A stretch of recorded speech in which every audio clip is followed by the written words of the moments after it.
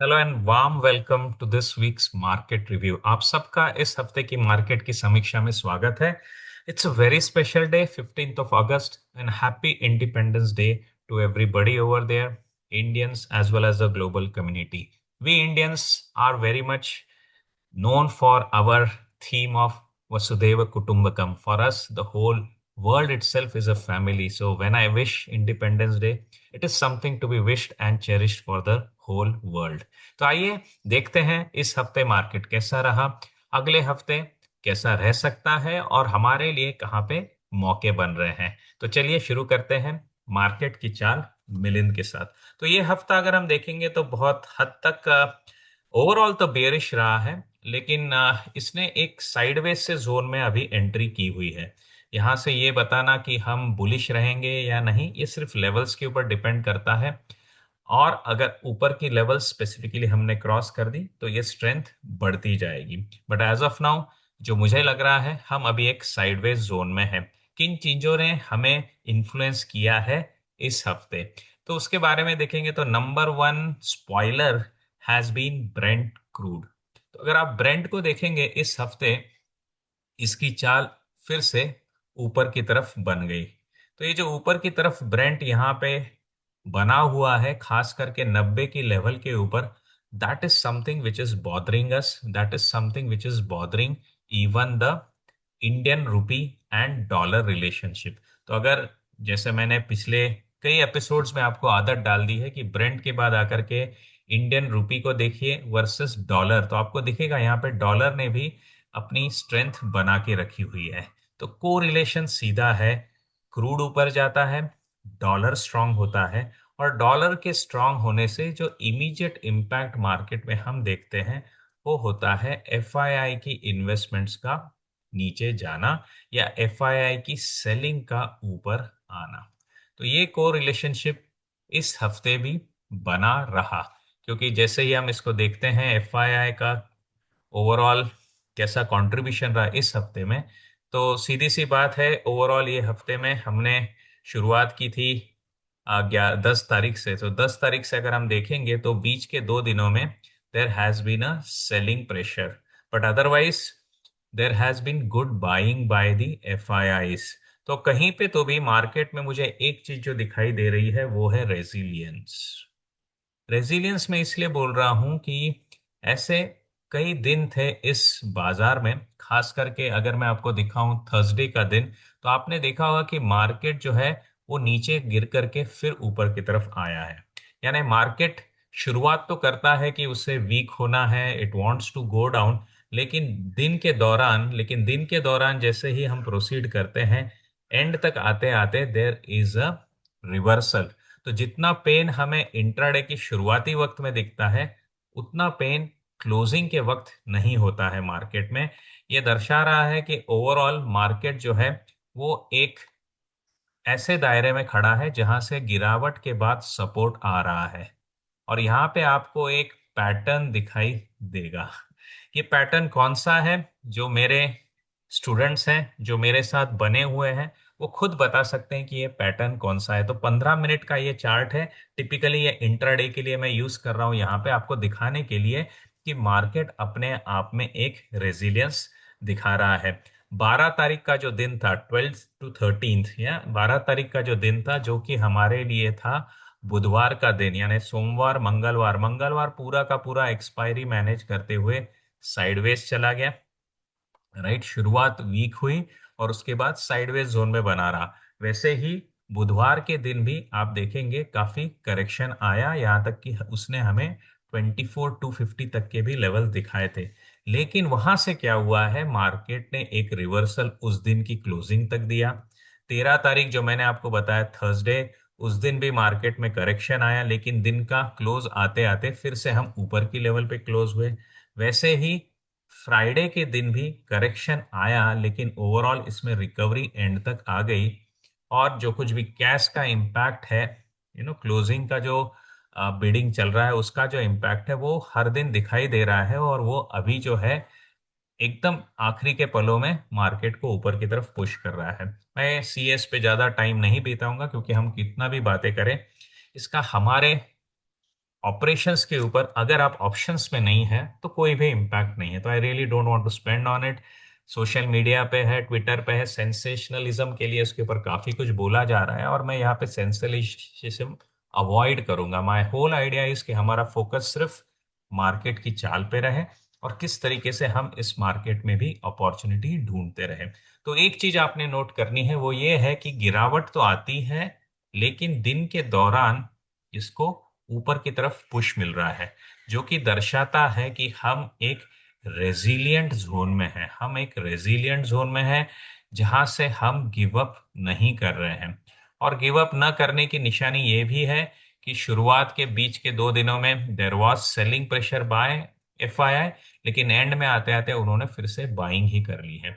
तो अगला हफ्ता मेरे हिसाब से रहेगा रिकवरी का। अगला हफ्ता मेरे हिसाब से रहेगा रिकवरी का। इसके पीछे डैम्पनर एक ही बंदा बन सकता है, और वो है crude. So crude is the only dampener that can disturb us. Geopolitical situation अभी भी वोलाटाइल बनी हुई है। ऑफ कोर्स अटैक्स तो नहीं हो रहे हैं, बट होर्मुज का कोई रिजोल्यूशन भी नहीं आ रहा है। सिर्फ बातचीत चल रही है, इतना ही हम सुन रहे हैं। बीच बीच में जो यूक्रेन की तरफ अटैक्स होते हैं रिफाइनरीज के ऊपर इन रशिया, फिर कुछ अटैक्स जो होते हैं within the gulf also through drones, इनका रिस्क बना हुआ है। और जिसके कारण, और होर्मुज का भी बंद होना अभी भी, दैट क्लोजर इज ऑनगोइंग। तो इसके कारण Brent is still heated up. The most comforting situation हमारे लिए, सबसे ज्यादा कंफर्टिंग सिचुएशन कब आएगी? जब कम से कम 85 के नीचे अगर क्रूड आ जाएगा, 80 के नीचे आ जाएगा, that is the most ideal. But इसका कम से कम 85 के नीचे आना जरूरी है। वहां से हमें कुछ, I can say, event based आपको अपफ्लो मिलेगा। As far as results goes, results अच्छे आ रहे हैं within the small cap and mid cap. Large cap में there are still edges, there are still concerns. तो उसके कारण भी मार्केट, अगर आप निफ्टी को देखेंगे तो आपको उतनी स्ट्रेंथ नहीं दिखा रहा है। ओवरऑल मार्केट हमारा ग्रीन है। ट्रेंड वाइज अगर मैं देखूं ओवरऑल मार्केट में, तो ये मार्केट की जो ब्रेड्थ है that is moving positive. So this is still a market जहां पे आकर के मैं ब्रेकआउट्स लूंगा, मैं ट्रेंड फॉलोइंग स्ट्रेटेजीज प्ले करूंगा। Definitely this is still on. And within market caps आप देखेंगे निफ्टी की ब्रेड्थ जो है, यानी लार्ज कैप की ब्रेड्थ ज्यादा स्ट्रांग है compare to mid cap and small cap. तो ब्रेड्थ वाइज जो है निफ्टी काफी स्ट्रांग चल रहा है। मिड कैप और स्मॉल कैप में ये ब्रेड्थ थोड़ी सी ही, आई वुड से, निगेटिव हुई है इस हफ्ते। तो इस हफ्ते मार्केट ब्रेड्थ वाइज आप देखेंगे तो स्मॉल कैप और मिड कैप थोड़े ठंडे हुए हैं। और यहाँ पे भी आप जब सॉर्टिंग करोगे ओवरऑल हमारे एसेट्स में, तो आपको दिखाई देगा कि सबसे बड़ा जो वीकनेस है इस बार वो निफ्टी में था। स्मॉल कैप ने थोड़ा सा वीकनेस था, और मिड कैप में एक्चुअली पॉजिटिविटी थी। तो as an index they have gone up, small cap and mid cap, but the run up has been in selected stocks only। ये क्यों मैं बता रहा हूं? क्योंकि मार्केट ब्रेड्थ जो है ये एक्चुअली वीक हुई है। तो आपको मेनली जो काम करना है मार्केट में, that will be within the large caps. In that also there are some particular index जिनका सेटअप बहुत अच्छा बन रहा है। मैं टिपिकली सेक्टोरल इंडेक्सेस की जो बातें हैं वो मेरे सिल्वर और प्लैटिनम मेंबर्स के वीडियोस में करता हूं, बट मैं आज आपको रिवील करूंगा एक particular sector which is ready to make a bigger move, जिसके ऊपर आपको नजर बना के रखनी है। Right, we will move on to it as we complete one by one all our respective areas which are influencing our market. तो हम उस सेक्टर के बारे में बात करेंगे जहां पे कि अभी स्ट्रेंथ आने वाली है, जहां पे आपको नजर बना के रखनी है। बड़ी मूव वहां पे आ सकती है, राइट। लेकिन तब तक उसके पहले हम देख लेंगे कि ग्लोबल एसेट्स हमारे कैसे चल रहे हैं। तो ग्लोबल एसेट्स में जो पॉजिटिविटी मुझे दिखाई दे रही है, वो one of the major areas that is in gold. तो प्रीशियस मेटल में स्ट्रेंथ बनी हुई है। अगर मैं गोल्ड 20 को भी देखूं तो बीच के कुछ दिनों में करेक्शन आया था, और मेनली ये प्रॉफिट बुकिंग का करेक्शन है। मैं प्रॉफिट बुकिंग का करेक्शन क्यों बोल रहा हूं? क्योंकि यूएस में जो कुछ भी डेटा आया है, इन्फ्लेशन रिलेटेड हो या ये प्रोडक्टिविटी रिलेटेड हो या जॉब रिलेटेड हो, उसने वहां पे रेट हाइक की जो संभावनाएं हैं उसको कम कर दिया है। The probabilities of rate hike has gone down. और जब भी यूएस में probability of rate hikes reduces, US dollar जो है वो ठंडा पड़ता है और उसके कारण मेटल्स में इमीडिएटली आपको अपमूव आते हैं। कुछ हद तक क्रूड में जो कुछ भी इश्यूज चल रहे हैं वो इसको यहाँ पे नलीफाई कर रहे हैं मैं कहूंगा, क्योंकि एक तरफ क्रूड जो है वो यूएस डॉलर की स्ट्रेंथ को भी बढ़ा देता है, राइट। रेट हाइक नहीं होने वाली है करके यूएस डॉलर ठंडा होता है, लेकिन क्रूड में इश्यूज आने के कारण यूएस डॉलर फिर से गर्म होता है। तो that is somewhere the crude is somewhere nullifying the impact that should have been there on the metals. तो हमने यहाँ पे जो एंट्री ली थी, इस अगेन सेम पैटर्न है जो मैंने कुछ देर पहले आपको दिखाया था निफ्टी के इंट्राडे में। सेम पैटर्न यहाँ पे बना है। If you are happy go learner of the market, जो सिर्फ टिप्स नहीं ढूंढ रहा है मार्केट में, हमारे वीडियोस को देखता है समझने के लिए, I would request them to comment कि ये कौन सा पैटर्न है। और इस पैटर्न के ब्रेकआउट पे we have taken entries, but during the latter part of the week typically mainly on Thursday and Friday profit booking आई है गोल्ड पीस में, but I would not say that is the time to exit.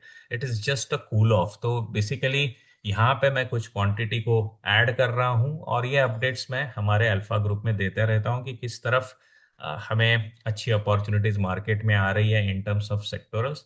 तो उसमें we have been talking about precious metals. तो precious metals में we are looking forward to keep adding, क्योंकि इसमें major benefit क्या है, the precious metals typically if you go for gold are less volatile if they trend well, they typically trend well and they damage your portfolio less। तो एक तरीके से छिपने की जगह है आपके लिए gold. If I really look on to the US markets, तो यूएस मार्केट्स में अगर हम जाते हैं तो वहां पे एक दिन काफी स्ट्रॉन्ग स्पाइक आया, एक दिन काफी स्ट्रॉन्ग स्पाइक आया। कहाँ पे आया, तो मेनली आप देखेंगे नास्डैक में अच्छा स्पाइक आया, लेकिन उसके बाद फिर से स्टेबल हो रहा है market. So it is not really overheating now this time. संभल संभल करके नास्डैक ऊपर जा रहा है। सो टेक्नोलॉजी स्टॉक्स में हमने देखा था, ये रेंज हमने डिफाइन की थी जिसका ब्रेकआउट पिछले हफ्ते आया था, लेकिन उस ब्रेकआउट के टॉप को मार्केट ने क्रॉस नहीं किया था।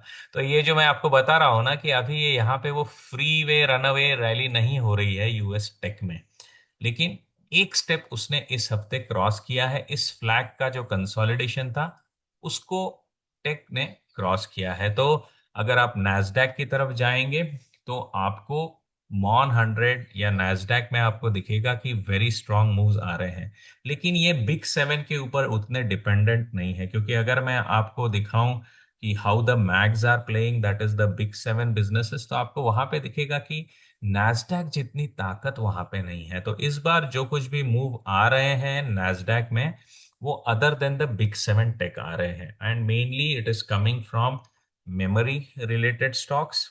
ओके, तो मेमोरी रिलेटेड स्टॉक्स में से ज्यादा बड़े मूव आ रहे हैं compare to the, I would say the application, basically the application based AIs, that is your Apple, your Alphabet, and your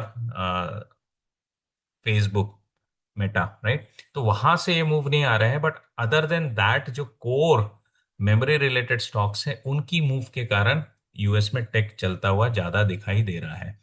but as an if you are a player in the US market, ये वक्त अच्छा होगा आपके लिए कि आप max 7 की तरफ ध्यान दें, आप टेक स्टॉक्स की तरफ ध्यान दें, क्योंकि एक रेजिस्टेंस के ऊपर ये आने वाला है, राइट। तो अभी अगेन लर्नर्स के लिए एक फ्रेश क्वेश्चन है मेरा, मैं just to get a clarity in the pattern मैं यहाँ से एवरेजेस निकाल देता हूँ।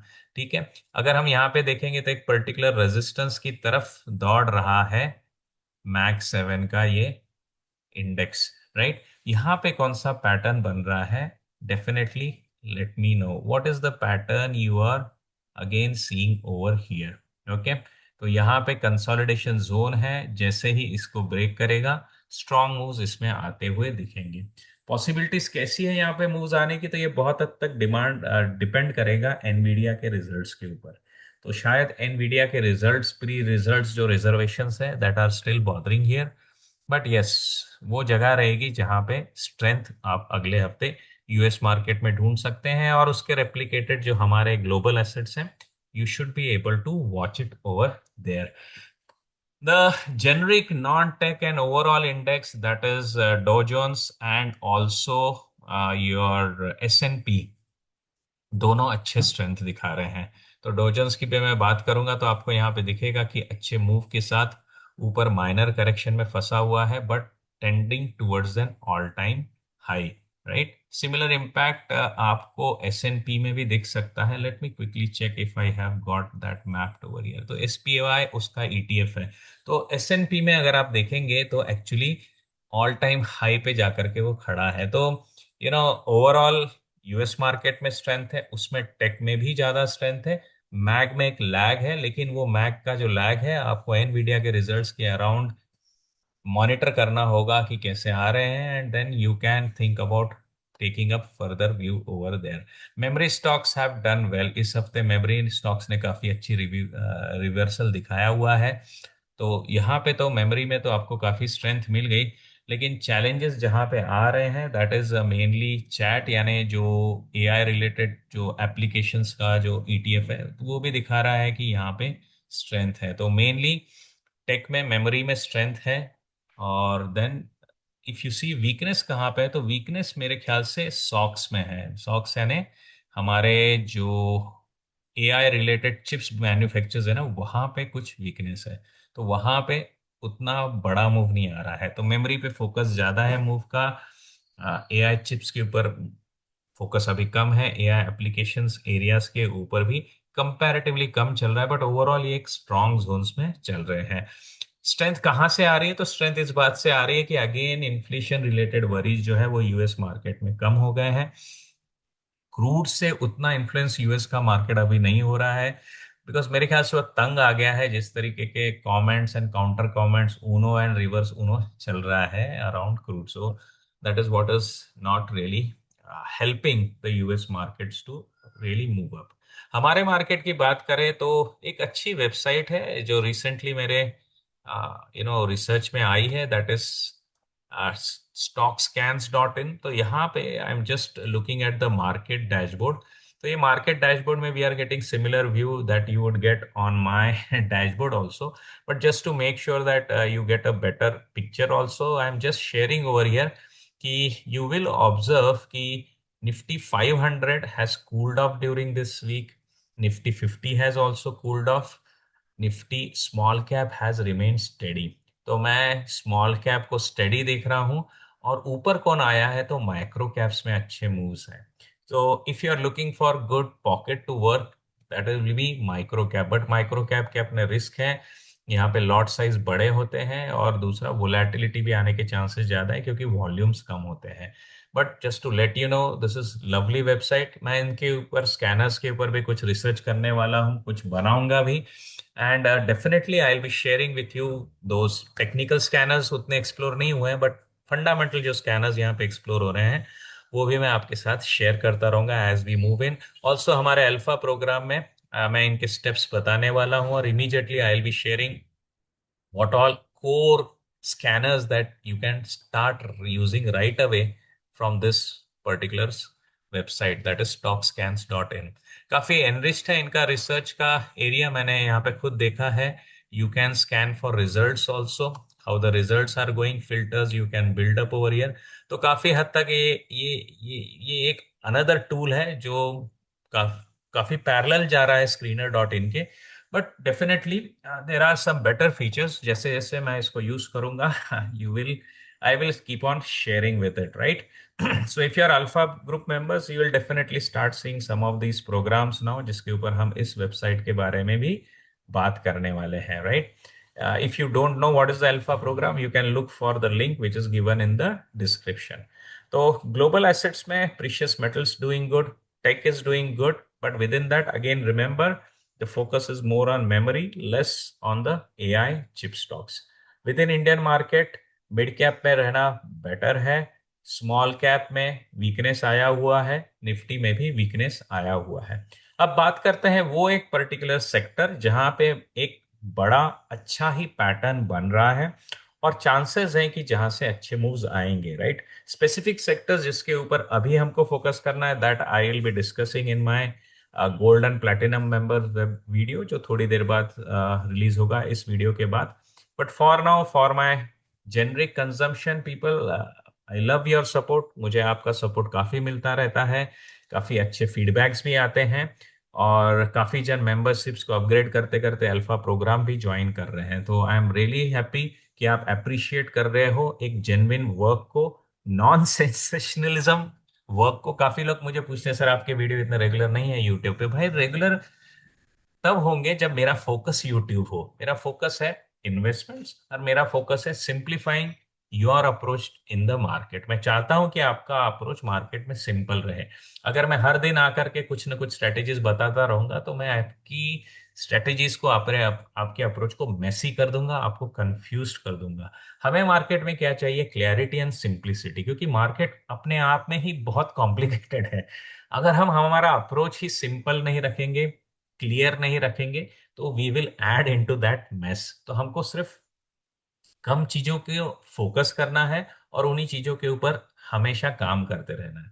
जैसे ना, अगर किसी को कोई पेड़ काटना है तो अगर वो रैंडमली कहीं पे भी कुल्हाड़ी मारता रहेगा तो पेड़ तो कटना मुश्किल है। वैसे ही मार्केट में अगर आप काम कर रहे हैं तो रैंडमली ये स्ट्रेटेजी यूज की, वो स्ट्रेटेजी यूज की, फिर ये यूज की, आप मार्केट में सक्सेसफुल नहीं हो सकते हैं। आपको फोकस करना होगा टिपिकली एक दो या तीन स्ट्रेटेजीज के ऊपर, ज्यादा से ज्यादा एक दो या तीन इंस्ट्रूमेंट सेट्स के ऊपर। जैसे एफएनओ इंस्ट्रूमेंट्स हैं, स्टॉक प्योर प्ले इंस्ट्रूमेंट्स है, ईटीएफ इंस्ट्रूमेंट्स है, म्यूचुअल फंड इंस्ट्रूमेंट है। इनमें से किसी दो तीन के ऊपर ही फोकस करना है, दो तीन स्ट्रेटेजीज के साथ ही फोकस करना है। अगर आप रैंडमली इन सब इंस्ट्रूमेंट्स में इन्वॉल्व हो, विद मल्टीपल स्ट्रेटेजीज इन्वॉल्व हो, तो मैं आपको बता सकता हूं कि आप मार्केट में अंधाधुन काम कर रहे हैं। आपके लॉसेस होने के चांसेस ज्यादा है। तो अगर आपको फोकस करना है टिपिकल सेट ऑफ स्ट्रेटेजीज के ऊपर, टिपिकल अप्रोचेस के ऊपर, टिपिकल फ्रेमवर्क के ऊपर, तो definitely you can knock out and check this channel. काफी वीडियोस भी आप यहाँ पे चेक कर सकते हैं।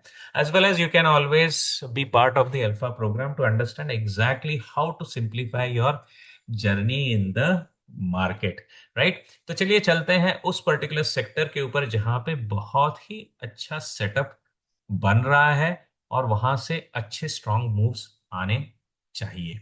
और ये है हमारा निफ्टी पीएसयू बैंक का चार्ट। ये जो चार्ट मैं आपको दिखा रहा हूं ये है डेली लेवल का चार्ट। यहाँ पे आप खुद देख सकते हैं कि Nifty again is making a very good pattern over here. और इसमें सबसे अच्छी बात क्या है कि ये एक नैरो रेंज का पैटर्न है। अगर आप ठीक से देखेंगे ये रेंज जो है 7,800 से लेकर के 8,800 की है, यानी करीब करीब 12% की सिर्फ रेंज है। ठीक है, 12% की रेंज है। और इसके अंदर निफ्टी करीब करीब 5 महीनों से फंसा हुआ है। 12% की रेंज में निफ्टी, ये जो है PSU, that is stuck for last 5 months. तो ये काफी हेल्दी, काफी अच्छा कंसोलिडेशंस है, जो मुझे बता रहा है कि यहाँ से बिग प्लेयर्स जो है वो पीएसयू बैंक्स को छोड़ना नहीं चाहते हैं। और क्यों छोड़े, क्यों छोड़े, और रादर क्यों पकड़ के रहे? इसका सबसे बड़ा रीजन जो है निफ्टी पीएसयू बैंक को होल्ड करने का, I just share with you is, यहाँ पे जाइए स्क्रीनर पे and just check your indices. आप कोई भी इंडाइसेस यहाँ पे आके चेक करके देखिए। आपका मेजर यहाँ पे पॉइंट ऑफ ऑब्जर्वेशन क्या रहेगा? तो पी बाई ई चार्ट रहेगा। तो वैल्यूएशंस अगर आप देखते हैं निफ्टी के अंदर फॉर दी 5 इयर्स जर्नी या 10 साल की जर्नी में भी हम देखते हैं तो निफ्टी पीएसयू का जो वैल्यूएशन है वो 10 साल के एवरेज के नीचे चल रहा है। तो वैल्यूएशन रिच फ्रेमवर्क है। और ये वैल्यूएशन जो अभी हमारी चल रही है पी बाई ई टर्म्स में, इट इज जस्ट जस्ट 7.91। तो 7.91 के पी के ऊपर आपको पीएसयू बैंक्स का ओवरऑल पोर्टफोलियो मिल रहा है। Price to book also is just 1.21। Okay, और ये आपको बता रहा है कि इसके अंदर काफी स्ट्रेंथ की पॉसिबिलिटीज बनी हुई है। अगर आप यहाँ पे देखेंगे वैल्यूएशन रिचनेस भी है, पैटर्न भी अगर आप देखेंगे तो काफी हद तक टाइट होता सा दिख रहा है। तो ये एक सेक्टर के ऊपर आपको नजर रखनी है आने वाले कम से कम 1 महीने में। At least within this 1 month we can see good moves coming over here. और इनमें से किन स्टॉक्स को पिक करना है एंड ऑल दैट, डेफिनेटली जैसे जैसे हम आगे जाएंगे I will be sharing it on all my programs over there for learning programs में वो शेयर किया जाएगा। As well as within this channel also I be sharing those stocks where it looks like fundamentally they are ripe, very good to ride this journey, right? So definitely focus on the PSU bank stocks. Now, इसको छोड़ करके कौन से specific sectors हैं जो अभी strong चल रहे हैं, एज वेल एज कौन से सेक्टर्स हैं जहां पे खतरे की घंटी बज रही है जिसमें से हमको निकल जाना है, किन सेक्टर्स की तरफ हमें देखना भी नहीं है, definitely we will be discussing in our upcoming platinum as well as the gold members videos, right? तो आज के इस ओवरऑल प्रोग्राम में this is what I wanted to share with you. We are currently in a sideways zone kind of a thing. Now let me get you the levels. कौन सी levels को हमको observe करना है on our Nifty chart. तो निफ्टी के chart के ऊपर कौन सी लेवल्स को हमें ग्रिप करके चलना है. तो सबसे पहले है ना, एक ब्रेकआउट रीटेस्ट सा सिनारियो है यहाँ पे, जहाँ पे हम एक्चुअली रीटेस्ट कर रहे हैं एक ब्रेकआउट लेवल को. तो if you observe over here, this is the level from where a breakout had come around 24,200. तो 24,200 जो है, इसको मैं पकड़ करके चल रहा हूँ मैं level of kind of weakness. तो अगर 24,200 के नीचे हम आते हैं, वहां से लेकर के 23,600 तक हम एक साइडवेज जोन में चले जाएंगे. सो 24,200 टू 23,600, ये 600 पॉइंट का एक साइडवेज जोन होगा. जैसे ही हम 23,600 के नीचे आएंगे, the view will become bearish, right? Resistance की तरफ एक ही तरफ नजर मेरी गड़ी हुई है, दैट इज 24,500. तो 24,500 को जब हम क्रॉस करेंगे, इसके ऊपर बने रहेंगे, वहां से बहुत अच्छी स्ट्रेंथ मार्केट में आती हुई दिख सकती है. सेक्टर जो हमें ये सब क्रॉस करवा सकता है, वो अभी के लिए मुझे लग रहा है कि वो निफ्टी पीएसयू बैंक होगा, right? Other sectors, how we can leverage them, definitely we will be discussing them in our further video for the platinum and gold members. And for anybody who wants to have any discussion, any queries, अगर आपको कुछ सवाल है तो definitely इस video की comment में भी आप मेंशन कर सकते हैं, as well as you can approach me on my Twitter handle. I hope this session is helping you to get some clarity to plan for next week. Again, wishing you all a happy Independence Day. See you soon. Catch up and connect with you soon on my programs as well as on the YouTube channel. Take care. Bye bye.